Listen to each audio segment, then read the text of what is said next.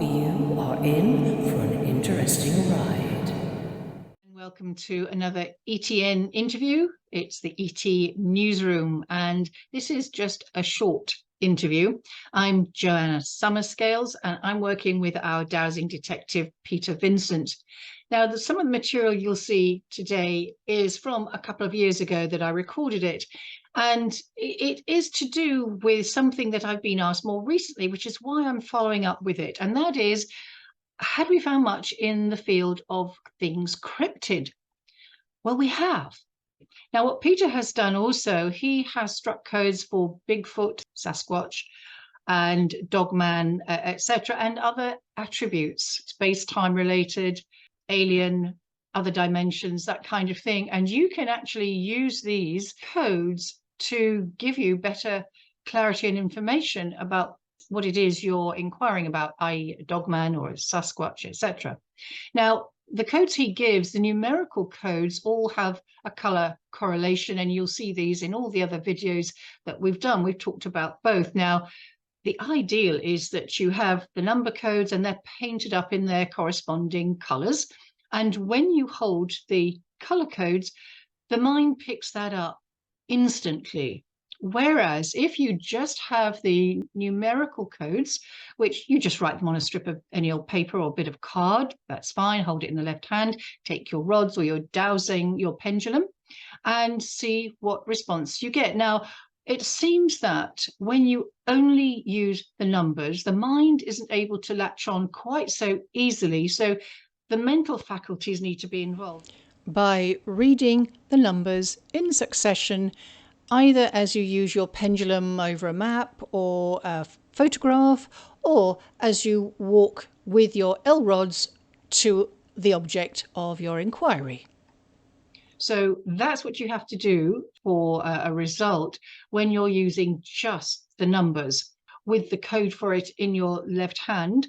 Then you just keep repeating over and over, silently if you want, the numbers, and that focuses the mind. Here we see Peter doing exactly that, reading out the numbers as he's testing the area for chrome. 2654910 2654910. Yeah, so we've got bits of chrome in here somehow. So that's just another little housekeeping piece of information about how to use Peter's methods. So we're going to use the material that I recorded a year or two back with Peter talking about a cryptid, this Dogman, and this is in England. Now, of course, you can use the codes over maps and see if you can find a response over other parts of the world. Get your Google map down, get your atlas out, see what results you have, and let us know in the comments. And please don't forget to like, share, and subscribe. Okay, I hope you enjoy. Now, Joanne Summerscales contacted me about a park in Essex called Wickford Memorial Park, that a strange dog creature had been seen and frightened people, and dogs had disappeared and things like that, and strange things going on. So as a remote viewer who literally goes over maps and photographs with colour codes that we can convert into their number power values, I decided to go over this at her invitation. So I go over Google Earth and I draw out a map of Wickford Memorial Park. First thing that I noticed straight away as a researcher in this sort of field is there are 3 cricket pitches in that park, but they're laid out in the Orion symbol. Now that's like a red rag to a bull to me. So yeah. I've marked them A, B and C. So I then strike a code for this dog creature that is supposed to be based on the Egyptian dog human. And I go in against a special code which opens up a portal obtaining the codes required to detect this creature. And the numbers that were given to me was 9106852, which converts into red, black, green, brown, yellow and grey. Now I can either paint those up in acrylic paints and hold them top down like that, or I can just write the numbers down as in radionics and just read them in And because I've got so many codes covering all aspects of everything in archaeology, to space archaeology, to UFO matters, to missing people, chemicals and agents and things like that, nuclear, non-nuclear, I have to write on them as well. So I just scribble on their dog creature alien form, you know. So I then get the map and I go over the map with a pendulum. If I was on site, I'd use L rods. So Peter is now going to demonstrate actually what he did using this code over the Memorial Park in Wickford. So I take this number code and I read it in my mind, 9106852, and I don't get any response over cricket pitch A. I then move over the park and I get a response over cricket pitch B. You can see the response there. It doesn't matter it's on my legs at all. It's just going over the map, and it's a very, very strong response. I come off of that now onto C, and there's no response. So obviously this dog creature is somehow in that zone of the cricket pitch, which is in the Orion symbol. So I then find out, well, what's going on here? So I've got a code green 6, which finds caves and tunnels. And I find that under each of these cricket pitches is what we could regard as a silo. So it spins around on each one, actually. I haven't got the green with me at present. So it spins around on each one. So we know that there's something deep under the ground there. But I also notice there are no connecting tunnels between A, B and C.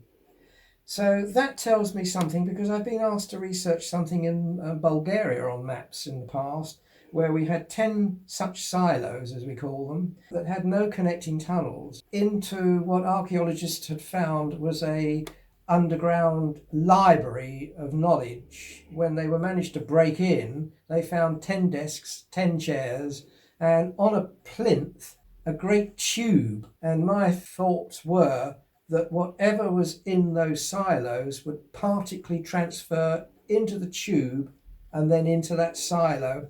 And then they would have a desk and chairs, and on them would have a unified computer system working on the colour and number system.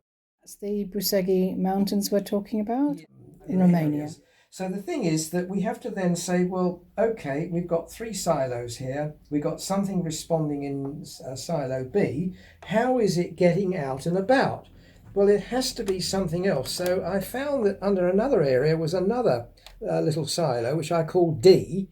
And that is where I think it sort of generates itself out into our dimension of time, and then can be seen wandering around, which would be in that area there. So you have to have an exit point. It's in a sort of a time warp, basically, and it's able to energize itself out over the time and space dimensions. So it's seen. I think people are coming to the conclusion of the Sandmen in America, and the Bigfoots may well be doing the same things. And I even seen programs about the Loch Ness Monster and other lakeside monsters may well be coming through portals and being seen and then disappearing again, not to be seen, and then sometime later somebody else might see it again. They do ground radar and they do underwater tracking. They don't seem to find them. That's the problem. What is quite interesting as well is that it seems water is a factor. I've been listening to quite a lot of testimonials about the Dogman, and mainly from the States, it has to be said.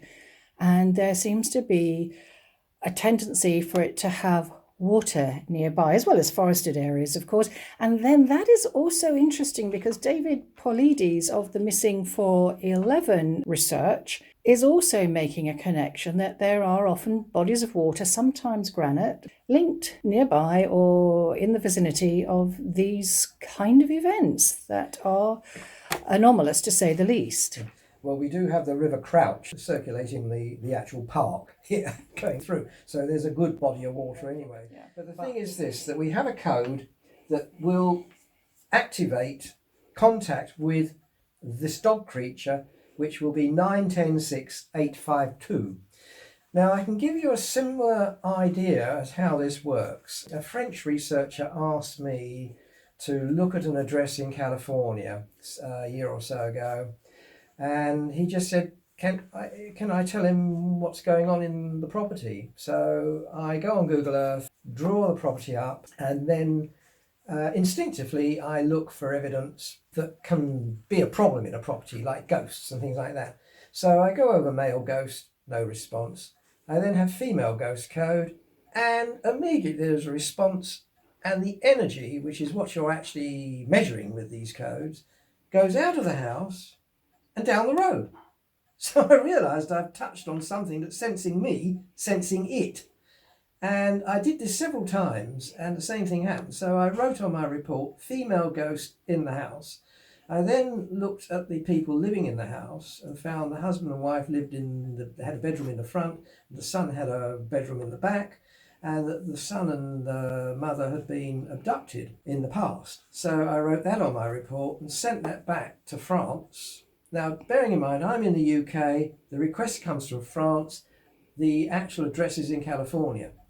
So I send my report back, and then I get a reply back, how on earth do you do that? So they've actually written a book about the ghost, the female ghost they live within the house. You know, we can't say this doesn't happen. There is a magical set of codes and numbers relating to colours that go right the way back to the ancient temples, and I believe this is very well known in restricted circles, and that if you've got the codes correctly, they will work. Another experiment with some contacts in Arizona, knowing that I was able to communicate with other forms, UFO forms and their contents, could I set up a similar experiment that we'd undertaken in our park in the town I live in?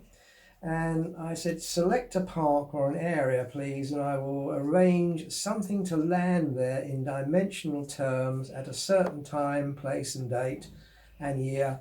Must do the year, and it's always Greenwich Mean Time, never local time. So I set the arrangements with the UFO contact, and then the team out there went in the area, first of all, could find absolutely nothing. I gave them all the codes to work with. They painted them up religiously, which react on the mind. You see, this is what's happening. It's the mind sensory system that is reacting against colour barcodes. At the due time, they went in and they got a positive response. And they mapped out this craft, which was, they reckoned, was about 60 feet in diameter. So they then felt unwell in certain areas around this 60-foot area. So they were going in to measure. You could measure the engine, the drive, the crew and everything in it. And so they asked me a question I'd never been asked before. Did I think that the craft was actually bigger than I had actually picked up?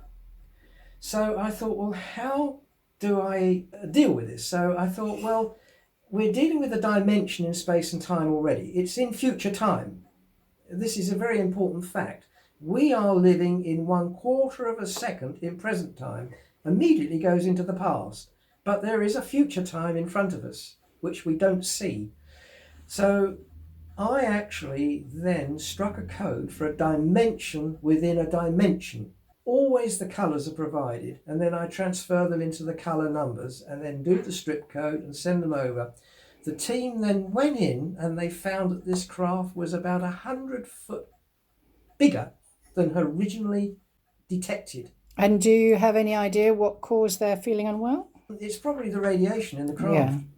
Because don't forget, one thing that transfers over time and space dimensions is smell and energy, and radiation is energy. Whilst we were doing this experiment, I had contact with somebody through the British Society of Dowsers, the BSD, and they had a remote viewer in Wales who had the location, and he got a message that this craft was visiting for 7 days to study humanity, trees and plants. And that is exactly the message the team got on the ground in Arizona, without any contact or knowledge of who the person was in Wales. So, and also they got the design of a triangular craft on the ground in multiple dimensional states. Now this is what people see in America and elsewhere, these triangular craft that sort of fizzle out or then can get bigger than they were seen in the first place. And then they sort of, again, fizzle out. It's because they're in space and time, multiple dimensions, basically. The technology must be, well, impossible to calculate how many years in advance of us. We'll never catch up because the more we catch up, the more they advance. Now, one of the things, Wickford, well, I had to do further work on this because I wanted to find out what was going on, and I delve into my own research archives for many codes that I've got, and I went through quite a few codes and extracted those that responded. Basically, it was responding in future time, which was 129548. It had lasers used in the silo underneath, which is 9104 It was also what we call an anomaly. That means that whatever happens there is different from what happens outside. So it's 936451210. And whatever was in that silo has space and time ability, which means it can travel through space and time. 123795. It's also alien technology, other than our technology, which we can isolate on 11054326. And it's also radioactive on orange 4, which is the easiest thing that people can test anything. So that cricket pitch should not be radioactive or should not respond on orange 4. So we're talking about the central one. The others would also do the same, but this one, because it's responding to the dog creature. So there has to be another thing happening here. If it's a portal, there'll be another side to it somewhere. So we have something called a green tunnel that things link with from our position to their position. So it responded to green tunnel, which is 1062439. So here we have it. We have an anomaly, green tunnel, in space and time, for which this animal could actually be somewhere else, but also linked to here, and can traverse itself out into our dimension of space and time. And Peter, the $64 million question is then, have you followed it out? I haven't any yet, other but place? somebody has suggested that I should look at Ursula Minor. Ursula Minor, not Ursula. Could be Ursula. No, but obviously the dog needs to pass water now and again and goes out into the park to cock a leg. I understand you're going to this site in the next few days you're going to use my codes. I am. And I will be very interested to see what responses you get on site. I shall be reporting.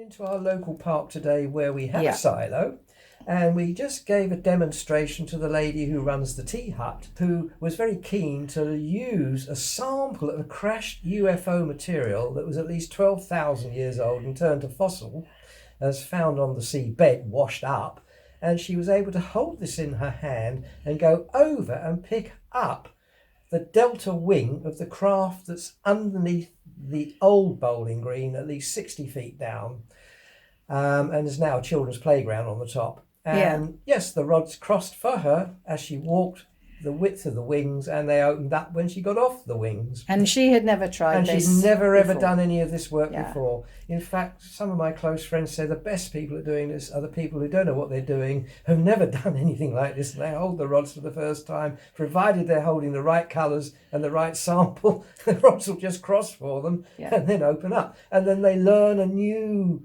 way of life, which they never realised we had. Lovely. Thank you, Peter, for that. As well as Peter's incredible work, and this is the UK we're looking at, there's also, of course, the Skinwalker Ranch with its ongoing episodes, including creatures of a dog-like nature. And then there is an amazing book called Lycandroids. And as you will see, there is an actual picture of a print, which they say is about 3 times that of a usual dog that is taken from a farm in Iowa. So it's all over the place, folks. And if you want to hear more about Dogman encounters, you can go to Jeff Nadolny's site of Dogman and Paranormal Research for lots there. And there is also a report of somebody fleeing into a church nearby and the creature scratching on the door. And I've seen programs.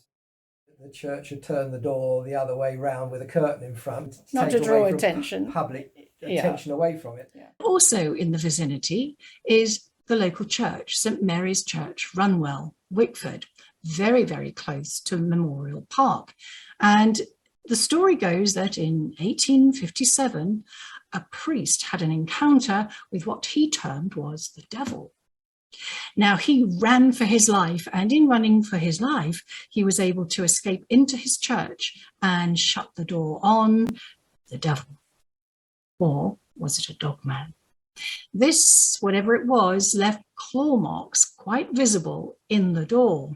So when he thought everything was safe, and maybe even the next day or week, the priest got the door rehung so that the claw marks were now on the inside, which he covered up for fear of anything being said amongst the churchgoers back in 1857.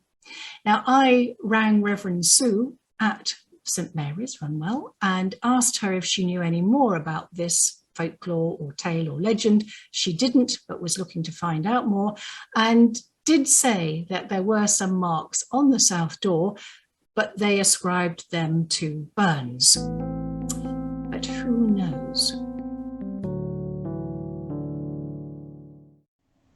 Whilst the UK is not generally known for reports of cryptids, this includes Bigfoot, Sasquatch, Dogman, werewolf or other strange creatures, there have on occasion been cases reported to the police.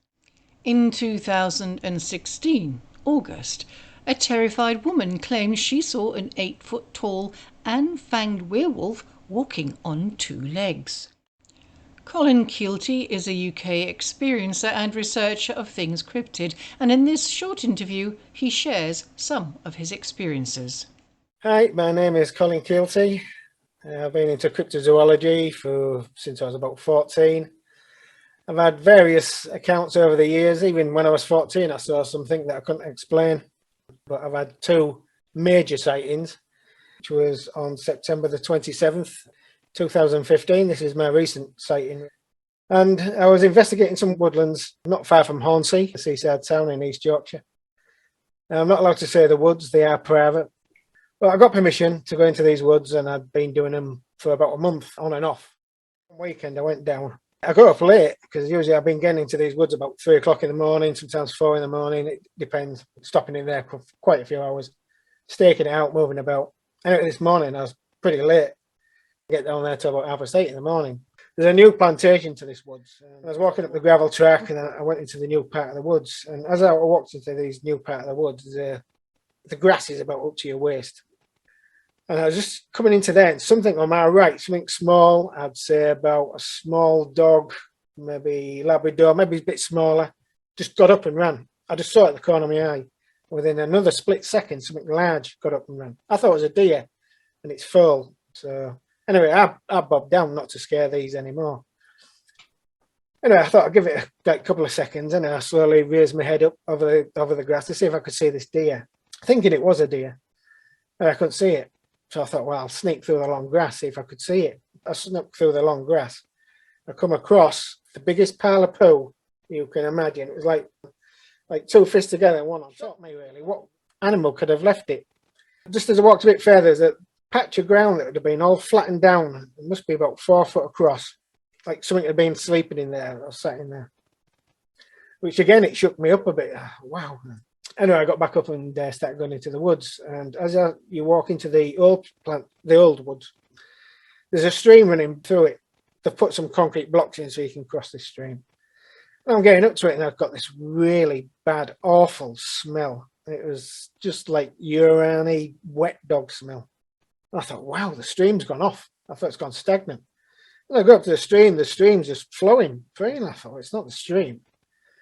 But I don't know if you is it the Osberg effect where everything goes quiet, you don't hear any wildlife or anything, and it just went deadly silent. Anyway, I crossed over these blocks, and all the time I smell this putrid smell. All the hairs on my back of my neck and my body started sticking up. And I'm walking, then I could hear thud, thud. Anyway, to the right of me, there's all this bracken, overgrown, nettles, everything. And I could hear something behind this edge. So I'm walking, and I heard it thud. I stopped, it stopped. So I shouted out, thinking it was there's two woodmen that looked after the woods. So I thought it was one of them. So I shouted out my name. I have permission to be there. No answer. Oh, this is strange. So I started walking again. It started walking. I thought, this is strange. I stopped, it stopped. All the time, I'm feeling very uncomfortable.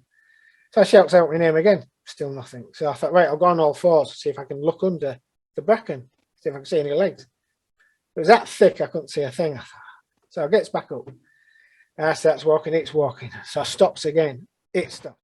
At the time, I just felt like I needed to run. I was just feeling, I started to shake a bit, to be honest. Anyway, just as I come round to this corner, the bracken moved to the right, and that's when this thing come into view, and I just absolutely pooed. This thing was huge. I would hate to say how tall it was, because it's hard to judge. I don't know if the ground is higher at that side or lower, I don't know, but I would say on estimate somewhere around about 7 feet. I have seen another, I'd like to say Dogman, because it was, and this was, the first one I ever saw was puny. You could see its ribs, it was thin. This thing was the Arnold Schwarzenegger version of a Dogman. You could see, I never got a good look at its face because the way the tree come out and where it was stood, you could see its body, all its hair, mass. I just walked out there as fast as I could. I got in my car and my head just went in my hands, and I was shaking. I got home and I was pacing up and down for hours, and I wish I took photos, but you do it at the time, you just panic. How near do you think you were to it? I would say roughly about 12 feet, roughly. Oh, that's close. Yeah, 12, 14 feet, somewhere around there. You see, I know you said you couldn't see its face, but could you see its shoulders? More, it's like from neck downwards, and you could see muscle mass, big, wide. Did it have hands? Did you catch it in that moment? Did you see a tail? No. You say that it was that thick in trees and bushes. It was stood obviously looking at me. I knew I had to get out of there. I was scared, but I wasn't scared. So I'd say, yeah, somewhere around about 7 or 8, maybe. And so what happened when you got up and started walking? You see, my dad was a big gamesman, and he said, never ever run. And that's what's always been bred into me. I knew not to run. I walked as fast as I could to get out. All the time I kept looking behind me because I kept thinking this thing was going to, but no, never saw anything after that. Funny enough, as soon as I got out of the woods, everything come back. I could hear birds and everything. It was so unreal. Everything just went quiet, like somebody put a blanket over it, no noise whatsoever.